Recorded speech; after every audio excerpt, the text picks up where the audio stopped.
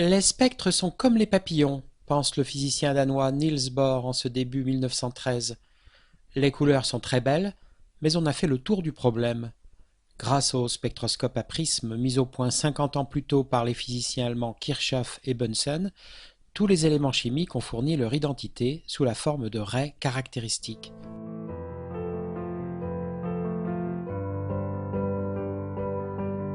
Pourtant, ce sont ces traits lumineux qui vont offrir à Bohr la clé du secret des atomes.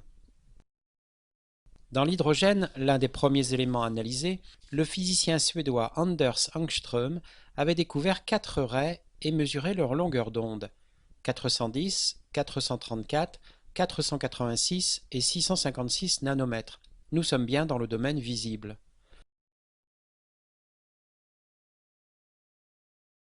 Devant cette numérologie spectrale, il était tentant de vouloir relier mathématiquement les termes de cette série et pas moins de 12 formules furent produites. Celle de Johann Balmer, physicien et mathématicien suisse, est la plus connue. Niels Bohr la découvre ou la redécouvre puisque nous sommes en 1913 et c'est pour lui une révélation. Car la différence entre les deux termes lui suggère immédiatement un lien avec le niveau d'énergie des électrons. Il faut dire que le modèle planétaire de Rutherford, qui prévaut à l'époque, se heurte à une difficulté majeure.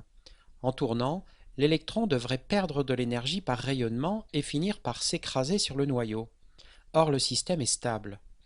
Pour résoudre l'énigme, Niels Bohr a l'audace d'adjoindre au modèle de Rutherford la théorie des quanta. Cette théorie, initiée par Planck en 1900 pour expliquer le rayonnement du corps noir, avait ensuite été développée par Einstein en 1905 pour expliquer l'effet photoélectrique. Tout d'abord, la théorie des quanta nous incite à changer d'unité. Nous passons des longueurs d'onde exprimées en nanomètres aux énergies exprimées en électronvolts eV. Le domaine visible va de 1,6 à 3,1 eV et les 4 raies sont mesurées respectivement à 1,88, 2,54, 2,85 et 3,01 eV.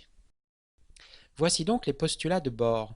L'électron ne peut tourner que sur certaines orbites correspondant à des niveaux d'énergie bien déterminés. Toute orbite intermédiaire est interdite.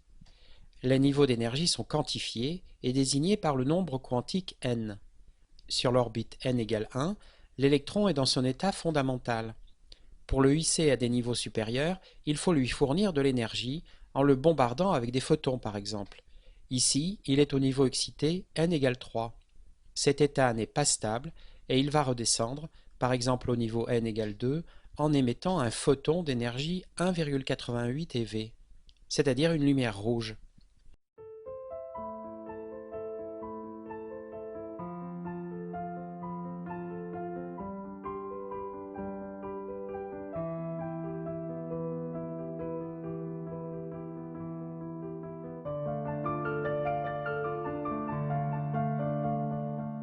Sur le diagramme, le signe moins indique qu'il faut fournir de l'énergie à l'électron pour l'exciter. 13,6 eV est l'énergie nécessaire pour l'arracher de l'atome. C'est l'énergie d'ionisation. Au-dessus de 0, l'électron est libre. Au-dessous, il est lié. La série de Balmer correspond aux transitions électroniques des états excités vers n égale 2. Il existe d'autres séries comme celle de Lyman et de Paschen.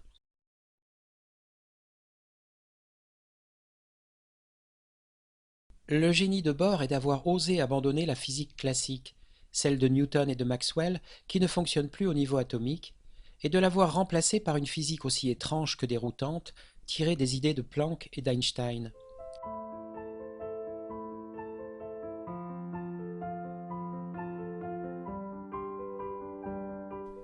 C'est une physique de la discontinuité dans laquelle seules sont permises aux électrons certaines orbites énergétiques. Des domaines entiers lui sont donc interdits, comme est interdit à l'homme qui prend l'escalier l'espace compris entre deux marches.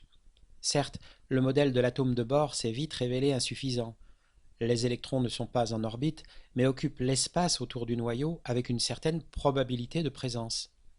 Mais son mérite est d'avoir été le premier modèle quantique de l'atome et d'engager ainsi toute une génération de savants sur le chemin de la révolution scientifique.